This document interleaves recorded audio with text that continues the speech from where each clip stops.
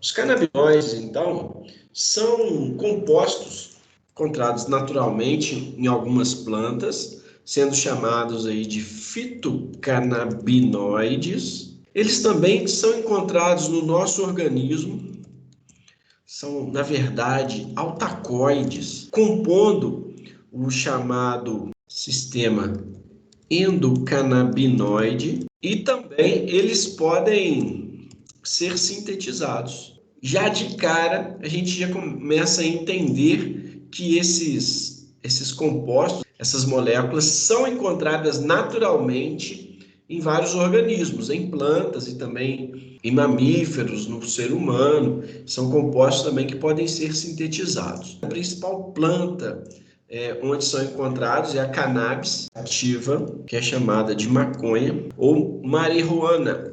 Ela foi considerada a principal droga ilícita mais consumida no mundo. Apesar, olha que interessante, de não haver morte por overdose descrita, ok? Então ela tem essa peculiaridade aí, porque algumas das suas propriedades vão proporcionar condições para que ela seja, então, bem utilizada popularmente. Esse uso popular, como você pode perceber aqui, ele era livre, né? Não sei se você já ouviu falar sobre isso, mas era um uso promíscuo, comum, não no sentido aqui promíscuo, no sentido pejorativo, né, da palavra, mas é um uso bem tradicional, né? Então o cânhamo, por exemplo, é utilizado para poder fazer bandeira, insígnias, mapas, fibras para amarrações nas caravelas, enfim,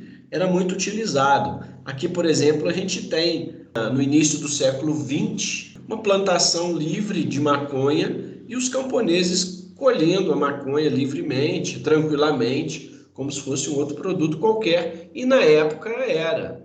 Havia aí, em 1889, por exemplo, um anúncio de cigarros, né, chamados cigarros indianos, compostos pela cannabis, e também outros tipos de cigarros que eram até inclusive recomendados para o tratamento de asma, de catarro, de insônia, também provenientes da cannabis índica, no caso aqui, extrato de cannabis, enfim, durante o século XIX e o século XX, o cânhamo tinha muita utilização, bem comum, e foi considerado por alguns jornais como um recurso natural mais valioso e versátil do mundo, de onde poderia ser aproveitada as suas sementes para óleo e alimentação, as folhas, medicamentos e alimentos e relaxamento, raízes eram aproveitadas, a parte interna dele, o miolo, fibras longas da casca, a haste também, o caule poderia ter usado para fazer tecidos e combustível, enfim, era uma série de utilizações que o cânhamo tinha aí no século XIX e no século XX. Ok? Agora, em 1961, uma convenção única da ONU sobre entorpecentes e narcóticos determinou que a cannabis e a heroína eram drogas particularmente perigosas para o ser humano. Então, a cannabis, a maconha, foi colocada como semelhante aos efeitos que a heroína provocam, né? Sabe-se que essa planta, então, poderia causar euforia, sonolência, sensação de afastamento, tontura, ansiedade, nervosismo, dependendo do caso, até pânico e paranoia. Então, ela foi considerada, a partir de 1961, uma droga extremamente perigosa para o ser humano devido aos seus efeitos de alterações aí na percepção sensorial que poderia causar. Mas em 1990, à medida que o tempo foi passando, né, foram descobertas algumas moléculas no nosso organismo. Por exemplo, essa molécula aqui, ó, chamada anandamida, ó. A anandamida foi descoberta no nosso organismo e também essa descoberta, esse interesse pela pesquisa veio a partir de compostos encontrados na fumaça do cânhamo, na fumaça da maconha. Mais de 100 compostos principais da maconha, 600 compostos secundários que viriam do metabolismo deles, além dos terpenos e outras moléculas. Então, veja só, há uma variedade de moléculas muito grande. E aí, então, veio o interesse em pesquisar essas moléculas, dentre elas uma chamada THC, que é essa aqui, ó. THC é essa aqui, ó, tetrahidrocannabinol, né? Foi descoberto que ele provoca euforia e alteração na percepção sensorial. Essa descoberta levou a curiosidade, a pesquisa. Então, a partir daí, foram feitas pesquisas intensas que permitiu a descoberta, então, de moléculas do nosso próprio organismo, como eu disse para você, a anandamida, que significa felicidade, é uma molécula que o nosso organismo produz a felicidade, produz a anandamida, certo? E aí, o sistema envolvido na produção dessas moléculas, ou seja, as enzimas produtoras, os receptores às quais elas se ligam, as enzimas degradadoras, foi então considerado o chamado sistema endocannabinoide. Por isso, então, o nosso organismo tem, ainda não li desse modo, mas para mim, o sistema endocannabinoide é um altacoide. A anandamida é um altacoide. E à medida que o tempo foi passando,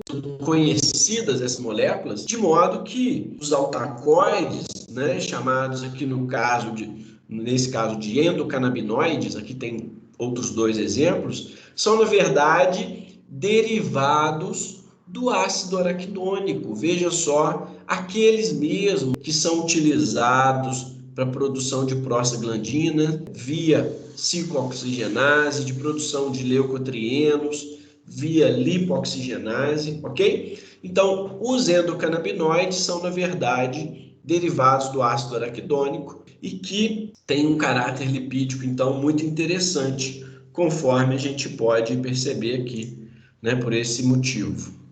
Bom, o tempo foi passando, então, e foram descobertos seus receptores, ok? Então, no caso, os receptores dos cannabinoides são receptores acoplados à proteína G, né, para variar, inibitórios. Olha o tipo de receptor que é.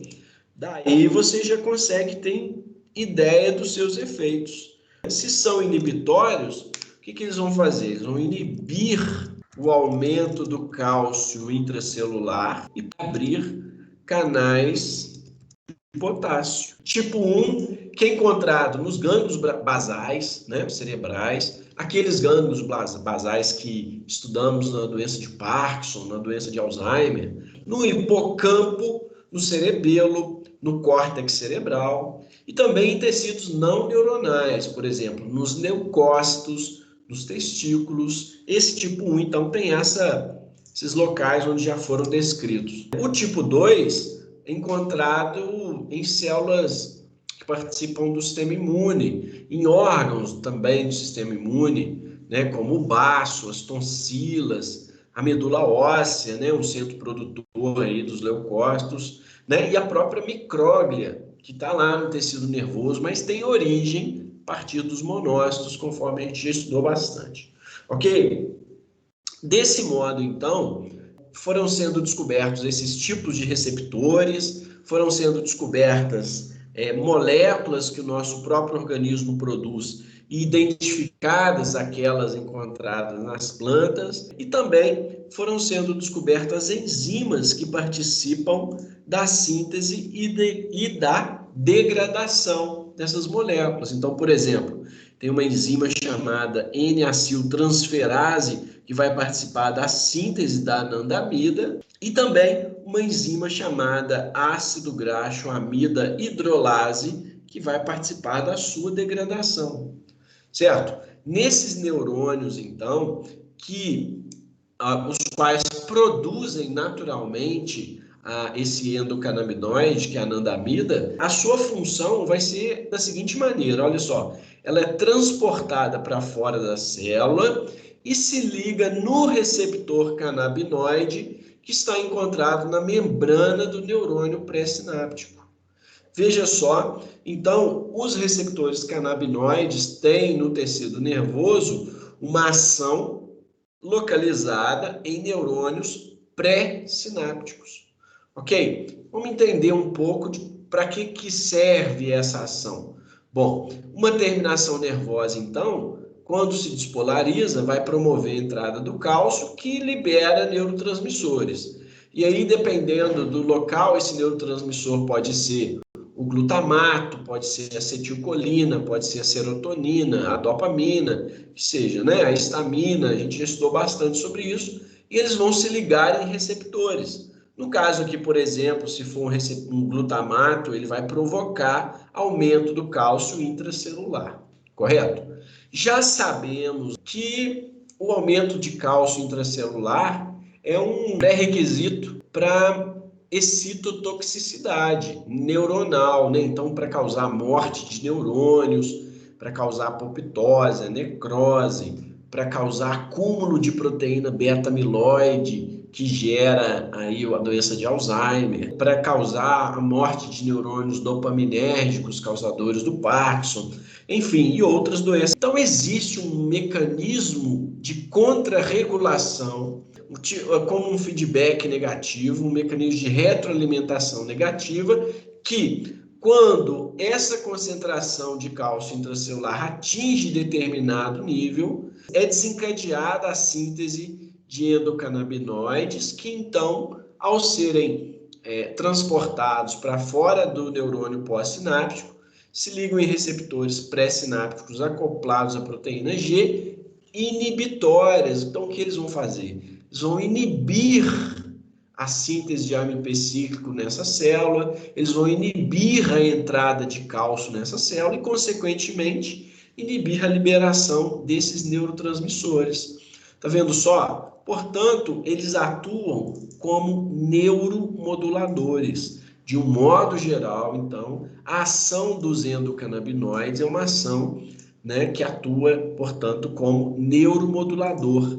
Neuromodulador você encontra também como um neurocontrolador, ou seja, ela vai inibir a liberação de determinados neurotransmissores, certo? Esses neurotransmissores, por exemplo, ao serem encontrados nessas regiões que a gente comentou aqui, né, falando aí em sistema nervoso central, por exemplo, estão envolvidos no controle do apetite, estão envolvidos no controle da dor, do aprendizado, no controle motor, na inflamação, no caso aí em leucócitos, resposta ao estresse, também tem resposta ao estresse tanto nos neurônios quanto, por exemplo, na medula óssea, tem resposta ao estresse, né? O cortisol, na liberação do cortisol. Esses são alguns efeitos, então, gerais dos endocannabinoides, e devemos também levar em consideração o seguinte: esses endocannabinoides têm o chamado efeito entourage. O que significa esse efeito? Seria um efeito sinérgico entre seus componentes. Ou seja, eles potencializam um dos outros. Como eu falei com vocês, existem mais de 100 compostos principais nos canabinoides. Então, um ajuda o outro, seja estimulando a enzima que sintetiza, ou inibindo a que degrada, ou também faz de outro modo. O fato é que a sua ação tem, então, efeito sinérgico entre os seus componentes. Joia, joia, joia. Daí, então, ao serem identificados, as suas moléculas poderem ser trabalhadas, então sintetizadas, né? Novos fármacos, sintetizados fármacos com algumas propriedades interessantes aí. Então, eles são utilizados, por exemplo, para o tratamento de doenças neurodegenerativas. Por exemplo, existem trabalhos que demonstram que o THC, esse composto alucinógeno aqui, ó, que causa euforia e alteração da percepção sensorial, é capaz de diminuir a produção, né, e agregação de proteína beta-amiloide. Então, estaria relacionado aí com o tratamento de Alzheimer. Um outro local interessante de ação é para o tratamento da êmese. O que é êmese? É vontade de vomitar, aquela ânsia de vômito que acontece. Então, essa ânsia de vômito ocorre porque existe uma região lá no cérebro chamada zona de gatilho quimioceptora, que fica na área extrema, localizada no bulbo, ok? Essa região tem diferentes estímulos que vão provocar a sua ativação. Estímulos sensoriais, relacionados com a dor, com o olfato, com a visão, estímulos de movimento que podem ser alterados com o uso aí de antibióticos, aminoglicosídeos, a própria memória, o medo, a apreensão, a antecipação pode disparar essa ânsia de vômito, essa êmese, alterações aí que envolvem o trato solitário, que é uma região do bulbo relacionada com estímulos aferentes, enfim, uma série de vias podem causar a sua ativação. E nesse local existem receptores CB1, olha lá, existem receptores para canabinoides. Então, se eles forem antagonizados, olha só, tem esse tratamento da êmese, ok? Viu só? Outra coisa, veja bem, eles podem ser utilizados para o tratamento da obesidade ou da anorexia, porque eles agem em regiões do cérebro que controlam o apetite. Então, por exemplo, a ação do canabinoide é aumentar o apetite. Então, ela pode ser utilizada, por exemplo, em pacientes que têm anorexia ou pacientes que necessitam de aumentar um apetite, desnutridos por algum motivo, pacientes aidéticos, enfim. Agora, a sua ação pode ser antagonizada, por exemplo, em pacientes que têm obesidade resultante de um apetite muito intenso, então usada aí no tratamento. Existem muitos trabalhos que demonstram a frequência e uma diminuição na frequência e na intensidade dos episódios convulsivos, né, para epilepsia, ok? Existem muitos tratamentos que mostram diminuição da dor, seja ela de caráter inflamatório, né, ou de caráter neurogênico. Os canabinoides têm ação sinérgica com os opioides, ok? Eles ajudam na liberação dos opioides, eles promovem a liberação de opioides, então, com uma ação, então, anti-inflamatória, tratamento tá vendo? Tratamento da dor inflamatória, da dor neurogênica e a própria inflamação em si. Então, ó, inflamação atuando como imunomoduladores. Então, eles vão diminuir a inflamação. Desse modo, eles também podem ser utilizados não só como tratamento, mas também para prevenção desses fatores. Entendido?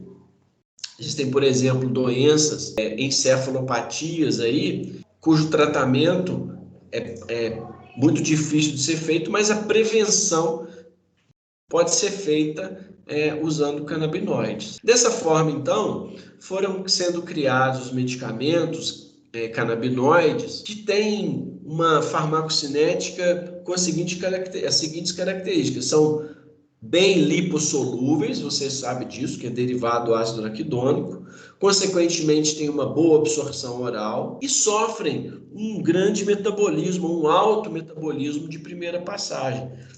A consequência disso é que pouco dessa quantidade ingerida vai se tornar biodisponível, né? Então tem uma baixa biodisponibilidade. Contudo, eles apresentam uma alta capacidade de ligação a proteínas plasmáticas, de modo que seus efeitos aí podem durar até horas e semanas, justamente por um dos motivos é essa alta afinidade com proteína plasmática. Um outro seria a sua lipossolubilidade, o que promove a sua passagem pela barreira hematoencefálica, né? Isso em caso de medicamento, né? Já tem lá no cérebro, mas em caso do medicamento. Também a redistribuição para outros tecidos, tem uma excreção biliar e fecal, certinho? Como efeitos adversos, tem-se aí uma ativação simpática, tá? Ou simpático-mimética do sistema nervoso central, então eles têm essa capacidade, além de provocar um efeito Reich. O que é esse efeito Reich? É aquele que eu comentei com você lá no comecinho: euforia, sonolência, afastamento, tontura, ansiedade, nervosismo. Tem essa capacidade aí que pode ser exagerada dependendo da dose utilizada, né? No caso do composto natural, pode variar muito porque, como é uma planta, cada um daqueles componentes podem ter maior ou menor quantidade, dependendo da própria fisiologia da planta. Eles são capazes de interagir com outros medicamentos, né, através justamente dessa ligação a proteínas plasmáticas e também a proteínas hepáticas, tá? Uma vez que o seu metabolismo, eu posso colocar aqui, ó, metabolização pelas CYPs. E aí é alvo de interação medicamentosa, né? Então, existem aqueles endocannabinoides, né, já encontrados no nosso organismo, como a anandamida, o 2-araquidonoilglicerol. No caso do primeiro, tem mais afinidade pelo CB1 do que pelo CB2, no segundo é igual. Agora, tem aqueles outros mais sintéticos, né? Virodamida, donalandina e outros com afinidades diferentes aos diferentes receptores. Ok? O medicamento dronabinol, para que serve esse dronabinol? Olha lá, ó.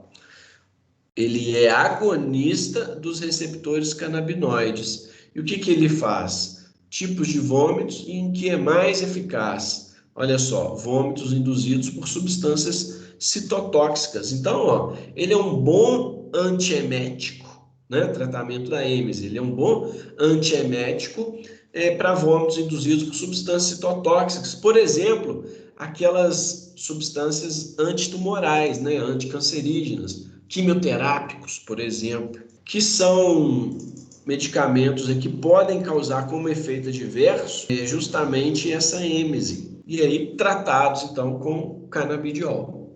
Apesar de, desde a década de 60, então, a maconha ser considerada uma droga ilícita, né, com uma repulsão legal muito grande, a Organização Mundial de Saúde, em 2003, publicou um parecer dizendo que o THC tem um baixo poder indutor de dependência. Apesar de causar aquele high, aquela sensação de euforia e tudo mais, ele tem um baixo poder de indutor de dependência. Certinho? E já agora, em 2019, a Anvisa publicou um parecer autorizando a fabricação, a importação e a comercialização de produtos derivados da cannabis para fins medicinais, ok? Tá ali. Esse parecer tem regra, tem muito bem descrito ali as regras, tá? Que devem possuir predominantemente canabidiol, que é conhecido como CBD. Então, na sua composição tem que ter predominantemente o CBD e não mais do que 0,2% de tetrahidrocannabinol, que é o THC, que apesar de ter baixo poder indutor de dependência, ele causa alterações na percepção sensorial. Certinho? Naqueles casos de intoxicação por maconha, pode levar a uma síndrome de abstinência, apesar de ser muito controverso isso, tá? Tem muitos trabalhos aí que dizem que não causa dependência e por isso não causaria síndrome de abstinência, ok? Mas nos casos naqueles que trazem trabalhos onde há uma suspensão súbita de uma dependência muito grande e constante, obviamente vai depender aí da frequência de uso, né, da variação biológica da planta, a quantidade de componentes que ela tem e também da variação biológica do próprio indivíduo, pode gerar, então, no paciente inquietude, irritabilidade, agitação, insônia, mudança no sono, náuseas e até mesmo depressão, ansiedade e psicose. Como os canabinoides, então, são metabolizados pela CYP e as plantas contêm quantidades diferentes dos seus compostos, né, dependendo da sua fisiologia, né? Então, por exemplo, tem aquela cannabis indiana que a gente estava comentando lá no começo, ela tem naturalmente uma proporção muito alta de THC, né, em comparação às outras cannabis. Então, ela causa muito mais alterações na percepção sensorial que as outras. E aí, esses diferentes componentes, que hoje em dia já tem mais de 100 descritos, eles podem interagir um com o outro e gerar efeitos diferentes. É o tal daquele efeito entourage que a gente estava comentando anteriormente. A partir daí, então, tem trabalhos que comparam o uso de CBD individual com o uso de extrato de cannabis, que teriam aí todos os componentes, para ver qual deles seria melhor para o tratamento da dor, para o tratamento da êmese e tudo mais que a gente já viu. E de acordo com esses trabalhos, pelo menos os que eu li até agora, quando usado o extrato, tem-se resultados melhores, justamente por esse efeito entourage, CBD isolado. Então, por exemplo, uma relação entre aí CBD isolado e o extrato da planta, ok? Logicamente que tem diferentes tipos de extratos, extrato lipídico, oleoso, alcoólico, enfim, tem muita variação aí nesses trabalhos, tá? E uma justificativa para essa melhoria seria justamente a inibição de uma ou outra enzima por esses compostos. Então, por exemplo, 2C9, 3A4 são enzimas que metabolizam o THC. 2C19, 3A4 são enzimas que metabolizam o CBD. Então, o CBD poderia diminuir a metabolização do THC, aumentando seu efeito.